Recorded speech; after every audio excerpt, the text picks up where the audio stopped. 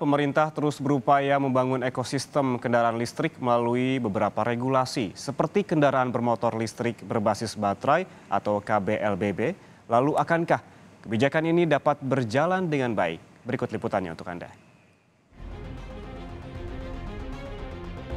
Upaya pemerintah dalam mewujudkan penggunaan energi yang lebih bersih dan pengurangan impor BBM melalui program konversi dari bahan bakar fosil ke listrik dilakukan sejak 2021 lalu. Pemerintah menargetkan penggunaan 15 juta unit kendaraan listrik pada 2030, di mana terbagi 2 juta unit mobil listrik dan 13 juta unit motor listrik. Pemerintah melalui Kementerian Keuangan menetapkan insentif KBLBB untuk motor listrik baru dan juga konversi. Nilai subsidi motor listrik sebesar Rp7 juta dan bantuan ini hanya berlaku selama 2 tahun. Insentif ini berlaku sejak 20 Maret lalu. Tujuan pemerintah dalam pemberian insentif atau subsidi adalah mempercepat ekosistem kendaraan listrik agar lebih ramah lingkungan.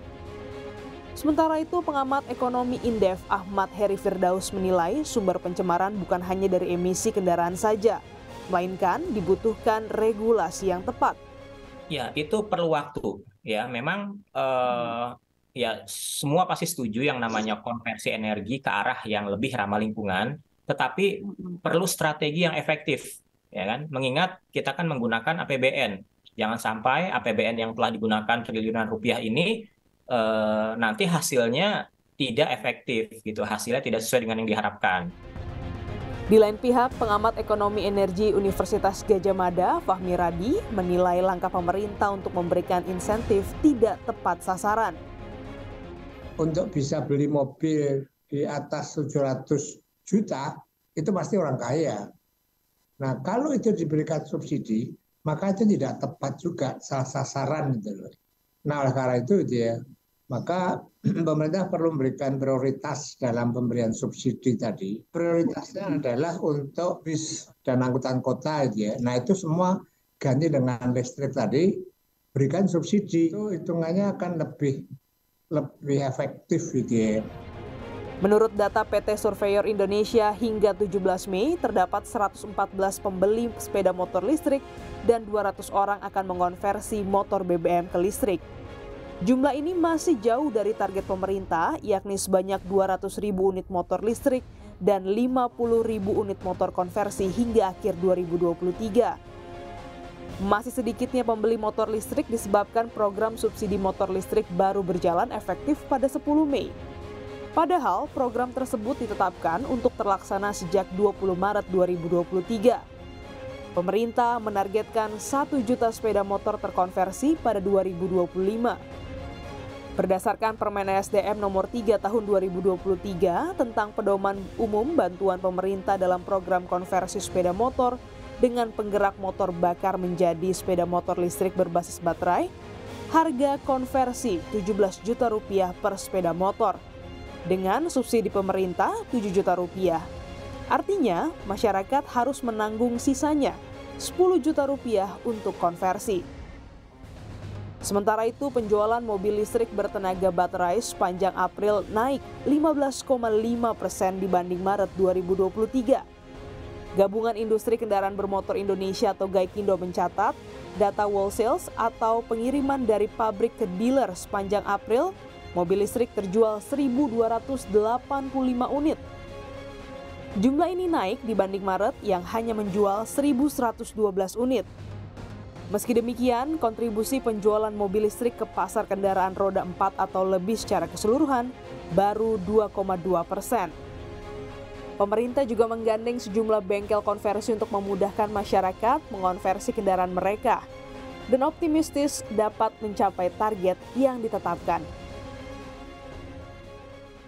Nah, yang sudah kita siapkan adalah bengkelnya.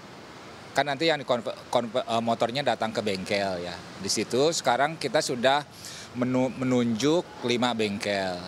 Itu kira-kira kapasitasnya 32.000 motor ya. Bisa dikonversi dalam setahun di bengkel dan mitra-mitranya itu. Sekarang kita juga sedang mengevaluasi ada 3 bengkel ya. Sehingga kalau ini selesai segera akan siap 35.000 kapasitasnya ya dari 50.000 target. Namun, apa yang diperkirakan pemerintah tidak semulus praktek di lapangan. Sejumlah bengkel konversi mengeluhkan besarnya insentif konversi. Persyaratan konversi ini yang menurut kami juga ternyata tidak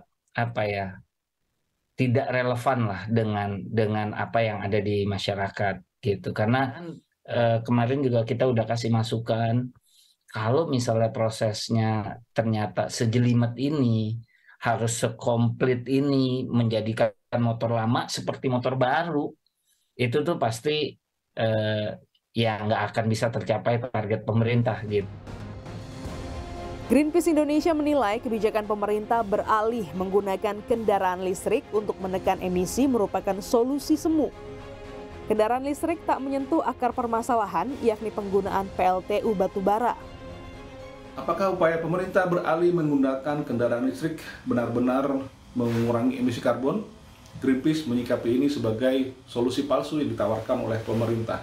Karena sejatinya untuk mengurangi emisi karbon, kita harus benar-benar mengurangi penggunaan PLTU batubara yang saat ini kita masih dominasi. Insentif kendaraan listrik telah disetujui. Minat masyarakat terhadap kendaraan listrik masih sepi. Akankah penggunaan kendaraan listrik ini mampu menekan emisi atau hanya menjadi solusi yang kuasi? Valentina Sitorus, Glenys Oktania, dan tim liputan Kompas TV, Jakarta.